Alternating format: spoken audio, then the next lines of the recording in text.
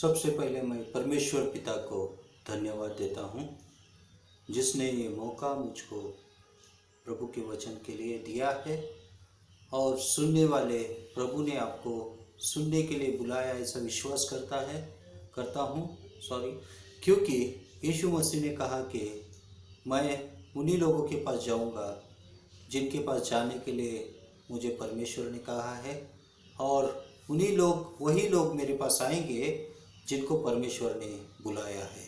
और आज इस वचन को हमने पतरस के पहली पतरस के पहले अध्याय को हमने लास्ट टाइम पढ़ा था कि कैसे पतरस ने अपने आप को मसीह का प्रेरित होके अपने आप को बताया कि कैसे उसके साथ में रह के कैसे उसके साथ में जिया।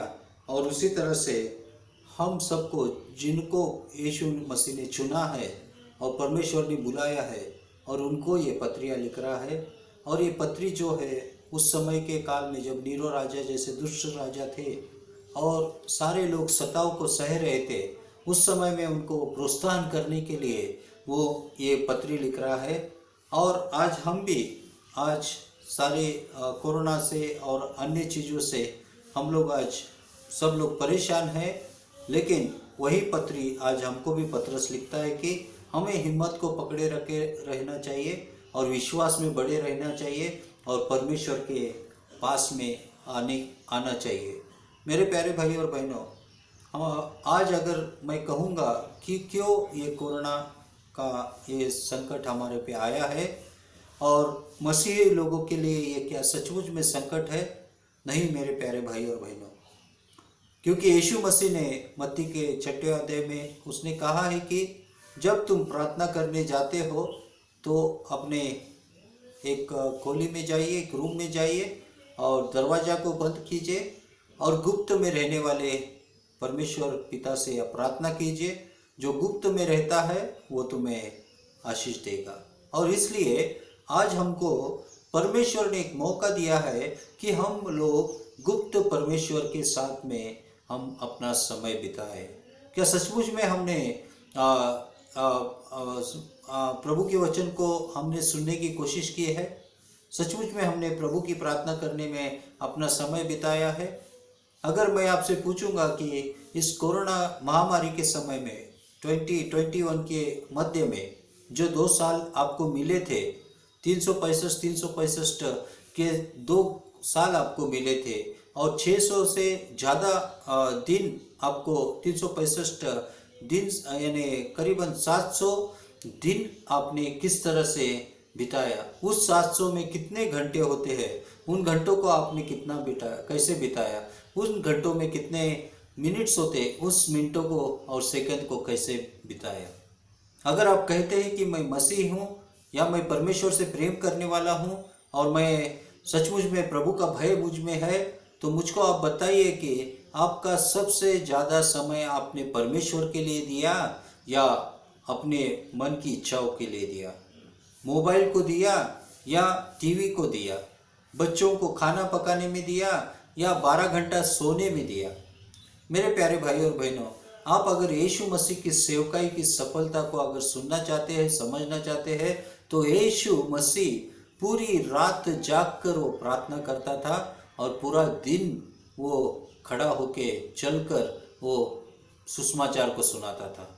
पूरी रात जाग के और पूरा दिन चल के सुसमाचार सुनाता था। 3.5 साल तक उसने प्रार्थनाओं को नहीं छोड़ा, क्योंकि जब वो प्रार्थना करता तभी वो समुद्र पे चलता था। और हम जानते हैं कि यीशु मसीह इतना थक जाता था कि उसको जब तूफान आया फिर भी उसकी नींद वो तूफान ने उसको चुरा नहीं सकी, इतना वो थक गया था। और ऐसे तूफान में कौन सो सकता है जो सचमुच में बहुत ही थका हुआ व्यक्ति है? और एक दिन मैं इस घटना को याद करने के लिए, जब मैं बेलगाम में काम करता था एक सेल्समैन बोल के, तभी मेरे पास साइकिल नहीं थी। तो मैंने क्या किया कि मेरी साइकिल जो थी बेलगाम से, मुझको सैटरडे को छुट्टी मिला था। बेलगाम से सैटरडे को सुबह मैं निकल के वहाँ पे जाके साइकिल को मैंने बस के ऊपर डाल के उसके बाद मैं शाम को वापस इधर बेलगाम को आया, और बेलगाम को आके साइकिल को रख के वापस सुबह मैं जब धारवाड़ को आ रहा था, तो धारवाड़ में मुझको इतनी नींद लगी कि मैं सो गया, और कब उठा मुझको पता नहीं। उस ड्राइवर ने मुझको जगाया कि धारवाड़ आ गया, उठा, और यहाँ पे आके मैं पूरा दिन सोता रहा। अब अभी मुझे बताइए कि यीशु मसीह पूरी रात जाग के पूरा दिन अगर वो ये करेगा तो उसको कितने नींद की जरूरत थी। आज हम जैसे सेवक सचमुच में क्या पूरी रात प्रार्थना करते हैं? ये सवाल आज अपने आप से हमको पूछना है।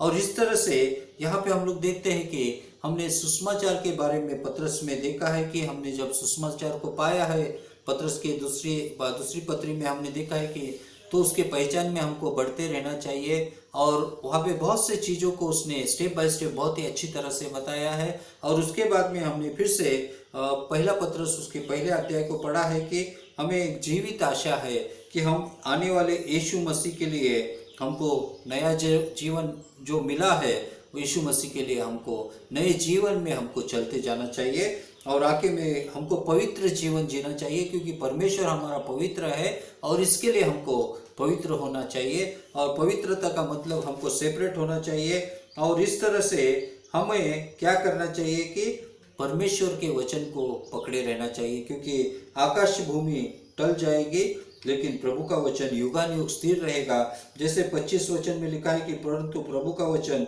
युगानुयुग तक स्थिर रहता है, और यही सुसमाचार का वचन है जो तुम्हें सुनाया गया। और जो सुसमाचार का वचन, सुसमाचार के बारे में मैंने आपसे बातें की है कि सुसमाचार का मतलब यीशु मसीह हमारे लिए आया, हमारे लिए जिया, हमारे लिए तकलीफ उठा के क्रूस पे मारा गया, और वो गाड़ा गया, और वो फिर से जिंदा हो गया, ताकि हम भी पाप से मारे जाके, गाड़े जाके, और फिर से पवित्र आत्मा में जीने वाले बन सके। क्योंकि आदम के द्वारा पाप इस दुनिया में आया और पाप से मृत्यु मिल गई, लेकिन यीशु मसीह जो स्वर्गीय पिता है, स्वर्गीय पिता ने उसको यहाँ पे भेजा, जो आत्मिक पिता है। आत्मा क्या करता है? जीवन देता है, लेकिन शरीर जो है वो नाश करता है। और इसके लिए जो शरीर की दशा में है वो प्रभु को कभी प्रसन्न नहीं करेंगे। अगर आप शरीर की बातों में जी रहे हैं, शरीर की आशा अभिलाषा आपके पास है, तो आप कभी भी इस दुनिया में आपको दुनिया की बातें तो मिलेगी, लेकिन परमेश्वर की आत्मा और परमेश्वर का स्वर्ग आपको नहीं मिलेगा। और इसके लिए मेरे प्यारे भाई और बहनों, हमारे जीवन में जो सुसमाचार हमको मिला है वो इसलिए मिला है कि हम जिंदा रह के प्रभु के वचन के सुसमाचार को हमको सुनाना चाहिए। और वचन 2 को हम लोग देखते हैं कि यहाँ पे वो कहता है कि जीवित पत्थर और पवित्र प्रजा है। और इसके लिए हमको अगर वो पत्थर बनना है, हमको अगर वो लोहा बनना है, अगर हमको विश्वास में मजबूत होना है, तो हमारे जीवन में सबसे पहले परमेश्वर के वचनों को अच्छी तरह से मजबूती में लाना है। मेरे प्यारे भाई और बहनों, हम लोग जब देखते हैं कि यीशु मसीह जब 12 साल का था, तभी उस चर्च में वो विद्वानों से जब बात सवाल और जवाब दे रहा था, और वो जब सवाल करता था उसकी बातों को सुन के वहाँ के जो विद्वान लोग थे या शास्त्री फरीसी थे, वो अचरज में पड़ गए कि इतना छोटा बच्चा, वो हमें जो नहीं जानते उस बातों को वो हमको बता रहा है। और इस तरह से यीशु मसीह ने 12 साल की उम्र में ही बाइबल को उसने पक्के ढंग से पकड़ा। और जब सेवकाई की, जैसे मैंने कहा कि उसने प्रार्थना को अपना आधा जीवन उसका प्रार्थना में गया। इस 3.5 साल में उसने ज़्यादा समय प्रार्थना को दिया और ज़्यादा समय मिनिस्ट्री को दिया, और 50-50 इस तरह से हम लोग कह सकते हैं। और प्रभु के वचन में इतना वो पावरफुल था कि वो शास्त्री फरीसी की जैसा नहीं, लेकिन वो अधिकार से बात करता था। और इस तरह से अगर हमको भी अधिकार चाहिए, हमको भी यीशु मसीह की तरह बनना चाहिए, तो प्रभु के वचन में हमको मजबूत बनना चाहिए। जैसे उसने लूका 4 में और मत्ती 4 में शैतान को उत्तर दिया कि वचन में इस तरह से लिखा है, वचन में इस तरह से लिखा है। अगर शैतान को उत्तर देना है तो 2 चीजें होना बहुत ही जरूरी है मेरे प्यारे भाई और बहनों। हमको सबसे पहले प्रभु का वचन जानना है, और दूसरी बात हमें क्या करना चाहिए? प्रार्थना में रहना चाहिए। और तीसरी बात, पवित्र आत्मा से भरकर वो जब था तभी वो शैतान से युद्ध करने पाया। और इसके लिए प्रभु का वचन और प्रार्थना दोनों जब साथ जाएगी तभी पवित्र आत्मा आपके ऊपर आएगा। और जब भी प्रभु की प्रार्थना और वचन दोनों साथ जाएगा तभी प्रभु का वचन आप पर आएगा। और मेरे प्यारे भाइयों बहनों, इसके लिए हमको समझना चाहिए कि प्रभु का वचन हमारे लिए एक जीवन है, प्रभु का वचन हमारे लिए एक मार्ग है, प्रभु का वचन हमारे लिए हिम्मत है। क्योंकि अंदर से अगर आप मजबूत नहीं होगे तो बाहर से आप पहलवान होके भी फायदा नहीं, आप जूडो कराटे खेल के भी फायदा नहीं। क्योंकि अगर आपका मन ही आपके कंट्रोल में नहीं है तो आप बाहर के सारे योगासन हो या कुछ भी हो, ये सब कुछ व्यर्थ है। क्योंकि अंदरूनी शुद्धता हमारी सबसे पहली सुंदरता जो परमेश्वर देखता है। क्योंकि परमेश्वर का मिलने का स्थान क्या है और कहाँ है? परमेश्वर हमारे मन में ही मिलता है।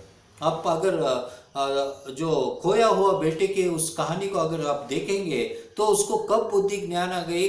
जब वो सूअर का खाना खाने के मन में इच्छा रख रहा था, तभी उसने सोचा अरे मेरे पिता के पास, और तभी वो अपने आप से कहने लगा अरे मेरे पिता के घर में कितनी रोटियां हैं और मैं यहाँ पे इस थोड़े से काम के लिए, मैं इतने रोटियों के लिए यहाँ पे काम कर रहा हूँ और अभी मैं जाऊँगा।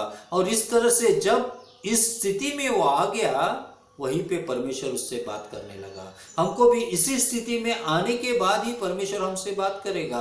और दूसरा, जब लूका के 16 अध्याय में हम लोग जब देखते हैं तो वहाँ पे जो एक धूर्त जो मैनेजर था, वो उसके बारे में उसकी कंप्लेंट किए गए थे कि उसने उसके मालिक के सामने उसकी कंप्लेंट किए गए थे कि ये तेरी संपत्तियों को उड़ा रहा है।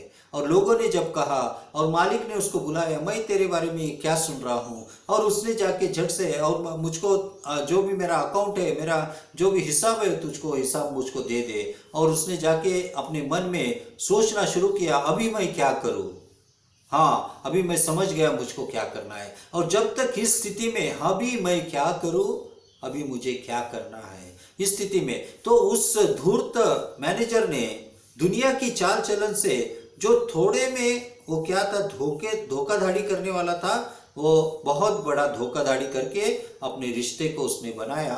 क्योंकि वो गड्ढा खोदना नहीं चाहता था और भीख नहीं मांगना चाहता था, अपने पोजीशन को वो बनाना चाहता था। उसी तरह से हमारे रिश्ते को बनाने के लिए हमको आत्मिक जीवन में परमेश्वर के साथ में अपने रिश्ते को अच्छा बनाना चाहिए। और मेरे प्यारे भाई और बहनों, हमारे आत्मिक जीवन में कमजोरियां क्यों आती है, हमारे आत्मिक जीवन में कठिनाइयां क्यों आती है?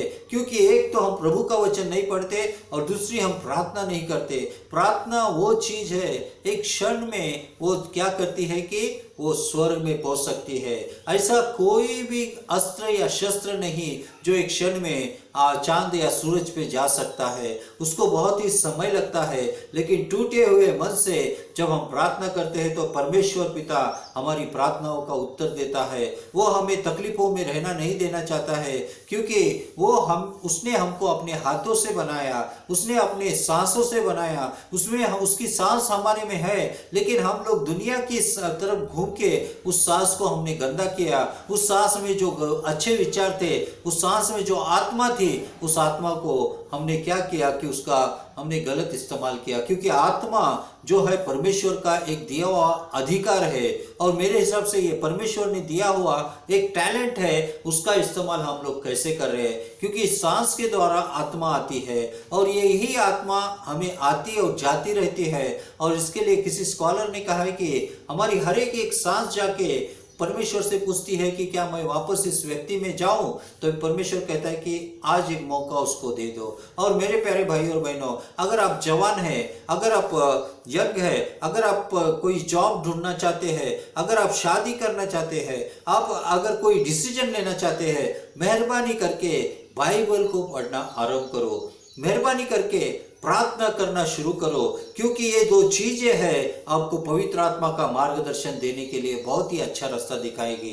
और इसके लिए पतरस कहता है कि हमें वचन 2:1 में पतरस उसका वचन 2 उसका 1 में कहता है कि इसलिए सब प्रकार का बैर भाव और छल कपट और डाहा और निंदा को दूर करके क्या करो। सबसे पहले ये विचार जो है हमारे शत्रु है, ये शत्रु क्या है? कि हमारा छल कपट और डाह और निंदा, ये क्या है कि जब हम औरों के पास देखते हैं जो मेरे पास नहीं है, तो इस तरह से हमारे मन में एक द्वेष की भावना आ जाती है। जब कोई आदमी ऊपर चढ़ता है तो वो चोरी छिपे ऐसा कर रहा है, ऐसा हम लोग सोचते हैं। देखो मेरे प्यारे भाई और बहनों, अगर आपको लॉटरी लगेगी, आपको अगर लाख रुपए भी मिलेंगे, 2 लाख रुपए भी मिलेंगे, तो मैं कहता हूं कि आप 2 साल में उसको खर्चा करेंगे। क्योंकि एक बिजनेसमैन जो होता है वो पैसों का कैसे इस्तेमाल करना है इस बात को जानता है। हम लोग उस पैसों का इस्तेमाल नहीं, उस पैसे को कैसा खर्चा करना है ये हम जानते हैं। खर्चा करने के लिए हमारे पास सोच विचार की जरूरत नहीं, जो भी चीज दिखती है पैसा है तो ले लो। अगर हम खाना खा के, अच्छा खाना खा के जब शाम में घूमने निकलते हैं, जब पानी पूरी की कोई गाड़ी होती है, भेलपुरी की कोई गाड़ी आती है, या कोई भजिया बेचने वाली की कोई गाड़ी आती है, तो उसके बाद से हम लोग चाहते नहीं थे, हमारा प्लान नहीं था कि हम जाके वो खाएंगे, लेकिन उस बात की वजह से हम लोग चले जाते हैं क्योंकि हमारे पास पैसा है। और उसी तरह से जो नशाबाजी करते हैं वो लोग भी ऑटोमेटिक उस शराब की दुकान की ओर अट्रैक्ट हो जाते हैं। और मेरे प्यारे भाई और बहनों, ये सब बातें होने का कारण क्या है? हमारा मन हमारे हाथों में नहीं है। हमारा मन हमने क्या किया है?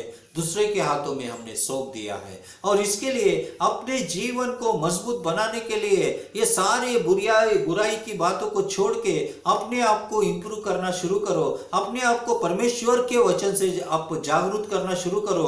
अपने आप को परमेश्वर के वचन से आप उसको पीड़ित करना शुरू करो, क्योंकि ये शरीर जो है हमेशा सस्ता रास्ता देखता है। हमेशा आप अगर एक्सरसाइज करना चाहते हैं, अगर आप दौड़ेंगे तो दूसरे दिन आप कहेंगे अरे मैं बहुत थक गया, आज नहीं जाऊंगा।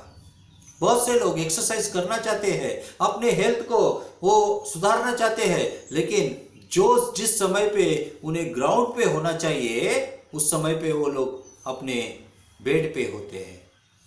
और इसके लिए हमें अगर कुछ करना है तो उस समय के साथ में, उस समय पे वहां पे हमको रहना बहुत जरूरी है। अगर 8 बजे मेरा मीटिंग है तो मैं 8 बजने को 5 मिनट पहले मैं जाके अपना ऑनलाइन का सब लोग सेटिंग करके मैं बैठ जाता हूं। और उसी तरह से हमें चाहे तकलीफ हो, दुख हो, एक्सरसाइज करने के लिए कोई भी चैलेंजेस हो, हमको उठना है उस स्थान पे, उस समय में हमको वहां पे रहना है। ये हमारा काम है। आगे का काम अपने आप हो जाएगा। सबसे पहले उस बेड से उतरना बहुत बड़ी ताकत हमको चाहिए।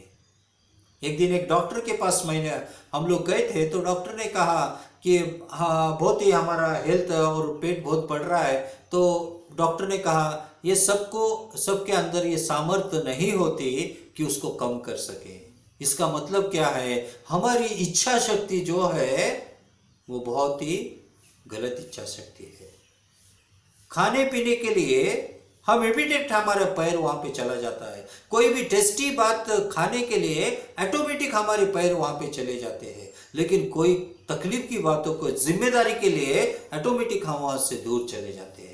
और इसके लिए मेरे प्यारे भाई और बहनों, हमको क्या करना चाहिए कि प्रभु के वचन में बढ़ने के लिए इन बुरी बातों को हमको छोड़ना है और नए जन्मे हुए बच्चों के समान निर्मल आत्मिक दूध यानी परमेश्वर के वचन की लालसा करो, ताकि उसके द्वारा उद्धार पाने के लिए बढ़ते जाओ। उद्धार पाने के लिए परमेश्वर के वचन की लालसा करना चाहिए, क्योंकि जितना है उतना काफी नहीं है।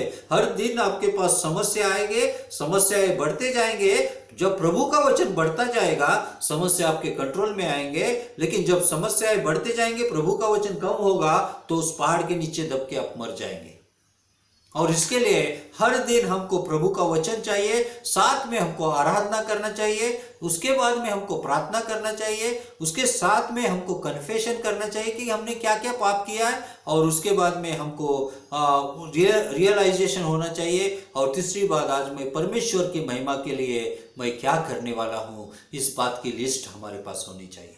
मेरे प्यारे भाई और बहनों, हमारे जीवन में हम लोग बहुत से ऐसे काम करते हैं जाने अनजाने में, क्योंकि हमारा कोई भी प्लान सही नहीं होता। क्योंकि जो नहीं करना चाहते वो क्यों करते हैं? क्योंकि क्या करना चाहिए उसके लिए आपके पास प्लान नहीं होता।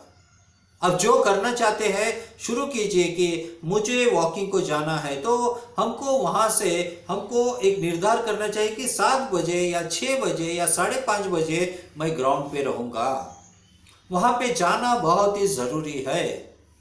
और उसके बाद में आधा किलोमीटर मैं इस टाइम में वहाँ पे रहूँगा। इस तरह से हमको टाइम सेटिंग करते, हमको टाइम मैनेजमेंट का इस्तेमाल करते रहना चाहिए। यीशु मसीह ने प्रार्थना में समय बिताया, तभी उसका इमोशनल, उसका मेंटल, उसकी सब शक्तियाँ उसकी बढ़ते जाती थी। हर दिन वो प्रार्थना करता था और हर दिन वो प्रार्थना की शक्ति को लोगों में बांटता था।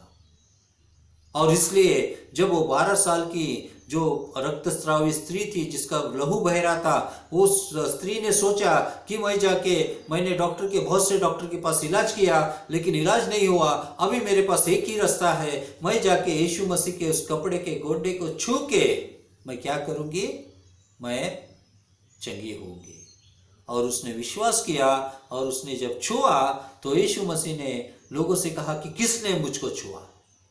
शिष्य कहने लगे, अरे हजारों लोग आसपास में आ रहे, किसी ने आपको छुआ होगा, धक्का दिया होगा। यीशु मसीह ने कहा कि नहीं, क्योंकि मुझ में से वो शक्ति चली गई। और वो पूरी रात उसने पाई हुई शक्ति में से कुछ शक्ति वहां पे चली जाती है। क्या आप यीशु मसीह से वो शक्ति लेना चाहते हैं? क्या आपको यीशु मसीह का स्पर्श आज होना चाहता है? आदि में वचन था, वचन परमेश्वर था और वचन देहधारी हो गया। वो यीशु मसीह प्रभु के वचन के द्वारा आया है, और ये वचन परमेश्वर के मुंह से निकला है। मनुष्य प्रभु के वचन से जीता है, ना बल्कि रोटी से जीता है। क्योंकि आकाश और भूमि, आकाश टल जाने वाली है, लेकिन प्रभु का वचन ऐसे ही रहने वाला है। और इसके लिए आप प्रभु का वचन पकड़ोगे या दुनिया की बातों को पकड़ोगे? इसके लिए मेरे प्यारे भाई और बहनों, हमारे जीवन में एक निर्धार करना चाहिए, हमारे जीवन में एक निश्चय करना चाहिए कि मैं किसके लिए जीऊंगा। और हमको प्रभु के वचन में बढ़ना है और उसके उद्धार में बढ़ना है, क्योंकि तुमने प्रभु की कृपा का स्वाद चख लिया है। कोरोना वायरस के समय में आप जब बच गए हैं, आप जब जिंदा है, आपको परमेश्वर ने बचाया है, यही आप पे बड़ी कृपा है।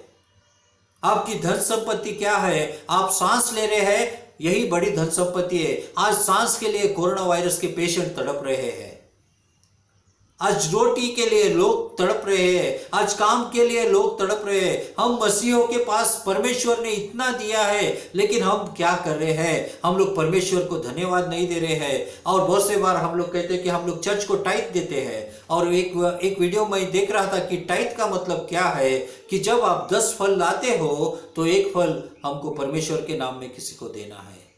जब आप 10 टी शर्ट लाते हो तो एक टी शर्ट आप परमेश्वर के नाम में किसी को देना है।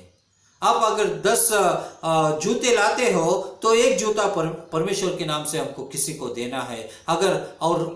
जब झारखंड के बारे में आप सुनेंगे तो आपको आश्चर्य होगा, लेकिन झारखंड के लोग जानते हैं कि जब भी वो 1 किलो चावल लाते हैं तो एक मुट्ठी अनाज निकाल के वो एक बर्तन में डाल के रखते हैं, ताकि वो गरीबों को दिया जाए। जबकि वो अमीर नहीं होते, लेकिन वो गरीब भी नहीं होते। और जब लोग उनके घर में जाते हैं तो वो जैसे यीशु मसीह ने शिष्यों के पैर धोए थे, उस तरह से वो मसीह लोग आने वाले अतिथियों का पैर धोते हैं। मेरे प्यारे भाइयों बहनों, हम लोग यीशु मसीह की चाल चलन पे चल रहे हैं। आज आपको अगर किसी ने कहा आप चेयर पे क्यों बैठे, नीचे बैठिए, कैसे लगेगा? आप बैठना चाहेंगे क्या? वापस आप वहां पे जाएंगे? मुझसे भी अगर कोई व्यक्ति अगर सही ढंग से व्यवहार नहीं करता तो उस घर में मैं जाना पसंद नहीं करता। लेकिन अगर मैं प्रभु का दास हूं तो मुझको वहां पे जाना चाहिए, क्योंकि यीशु मसीह ने सब कुछ सह के उसने कहा है कि अपने क्रूस को उठाओ, अपने अपमान को उठाओ। किसके लिए? अपने लिए नहीं। अगर आप लेंगे तो आप मर जाएंगे। परमेश्वर के लिए लेना, आपके अच्छे काम, आपके भले काम। आइज़ाया 64:6 में लिखा है कि गंदे कपड़ों के समान है। ऋतुमती स्त्री के कपड़े जो होते हैं उसको पाप का एक रूप दिया गया है। ऋतुमती स्त्री के कपड़ों को क्या हम इस्तेमाल कर सकते हैं? और उसी तरह से इस पाप से हमारे अच्छे काम गंदे कपड़ों के समान है। लेकिन जब हम परमेश्वर के लिए काम करते हैं तो हम लोग प्रकाशित वाक्य के उसके 14 और 12-13 में देखते हैं कि उनके सत्कृत्य या अच्छे कार्य को परमेश्वर याद करता है और वही अच्छे कार्य उनके साथ में स्वर्ग में जाते हैं। और मेरे प्यारे भाई और बहनों, आज आप किस तरह से जी रहे हो? प्रभु के वचन के बिना आप जी रहे हैं तो आप भिखारी के समान जीना हमारा जीना है। अगर प्रार्थना के बिना आपका जीवन है तो आपका जीना पूरा बेकार है, क्योंकि जिस मालिक ने हमको बनाया है, जिसने हमको पैदा किया है, अगर उसको हम धन्यवाद देने के लिए प्रार्थना नहीं करते, उसको हम लोग मांगते नहीं, अगर हम अपने अपने बुद्धि और घमंड पे हम लोग रहते हैं, तो परमेश्वर एक दिन ऐसा झटका देगा कि जैसे तूफान आके हमने देखा कि सुनामी में हजारों लोग मर गए थे। बॉम्बे में बारिश का तूफान आ गया, बंगाल में तूफान आ गया, तूफान से सब लोग डिस्टर्ब हो गए। आज परमेश्वर ने आपको संभाला है तो आपको याद रखना चाहिए क्यों परमेश्वर ने आपको यह मौका दिया है। और इसके लिए मेरे प्यारे भाई और बहनों, हमारे जीवन में प्रभु के वचन को प्रार्थना में और जीवन को ऐसे बनाइए ताकि आने वाले दिनों में आप अपने आप को स्वर्ग में पाएंगे।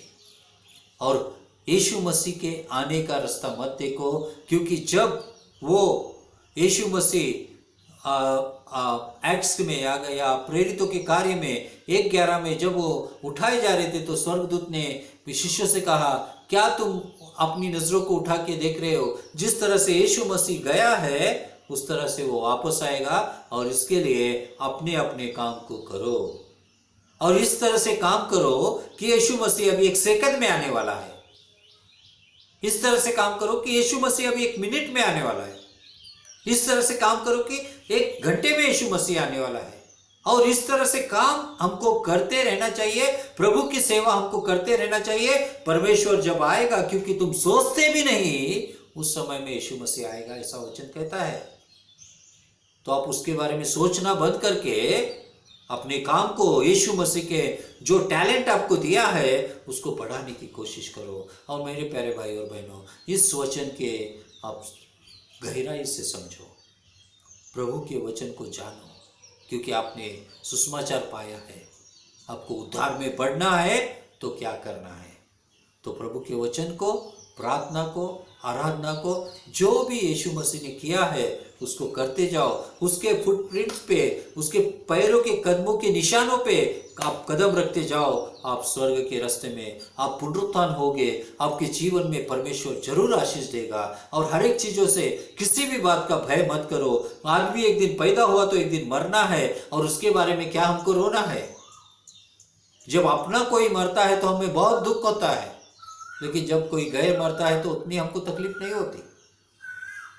तो इसके लिए मेरे प्यारे भाई और बहनों, आज हम इंडिया में देख रहे हैं कि 50,000 से लोग हर दिन कोरोना की वजह से मर रहे हैं। कितने लोगों को आपने सुसमाचार सुनाया? 50,000 से लोग, ये संख्या कम नहीं मेरे प्यारे भाई और बहनों। कर्नाटका में हर दिन 150 तक लोग मर रहे हैं। 150 क्या आपने प्रभु का वचन उनको सुनाया है? तो आज जागो, आपके कार्यों के द्वारा, आपके बातों के द्वारा, आपके प्रोत्साहन के द्वारा, क्योंकि गॉस्पेल के बारे में कहा है कि ये काउंसलिंग करता है, ये हीलिंग करता है, ये परमेश्वर से मिलवाता है, ये उद्धार देता है, ये हमें स्वर्ग के राज्य में भी ले जाता है। ये जो लूका 4:18 में यीशु मसीह कहता है कि टूटे हुए लोगों को प्रभु का वचन सुनाने के लिए मुझको परमेश्वर ने भेजा है। कंगालों को सुसमाचार सुनाने के लिए परमेश्वर ने भेजा है। बंदी छाले में जो है, जो जेल में है, उनको छुड़ाने के लिए, जो हॉस्पिटल में है उनको चंगा करने के लिए, और जो सुसाइड करना चाहते हैं उनके लिए यीशु मसीह उनको बचाने के लिए आया है। और इसके लिए मेरे प्यारे भाई और बहनों, be serious. We don't know what will be the next, क्योंकि हर कदम पे मौत हमारा रास्ता देख रही है। लेकिन यीशु मसीह के साथ में हम चलेंगे तो मौत के ऊपर जय पाने वाला, पुनरुत्थान देने वाला यीशु मसीह अगर आपके पास है तो मौत आपसे भाग जाएगी। प्रभु आपको सबको आशीष दे। प्रार्थना करें। प्यारे परमेश्वर पिता, धन्यवाद देते हैं आज के वचन के लिए। जो वचन आज हमें बोला है उस वचन को प्रभु सुन के तेरे वचन में बढ़ने के लिए हमारी सहायता कर। अभी तक संभाला है, धन्यवाद देते हुए सारी प्रार्थनाएं प्रभु यीशु आपके नाम से ही मांगते, सुन और कबूल कर। आमीन। धन्यवाद।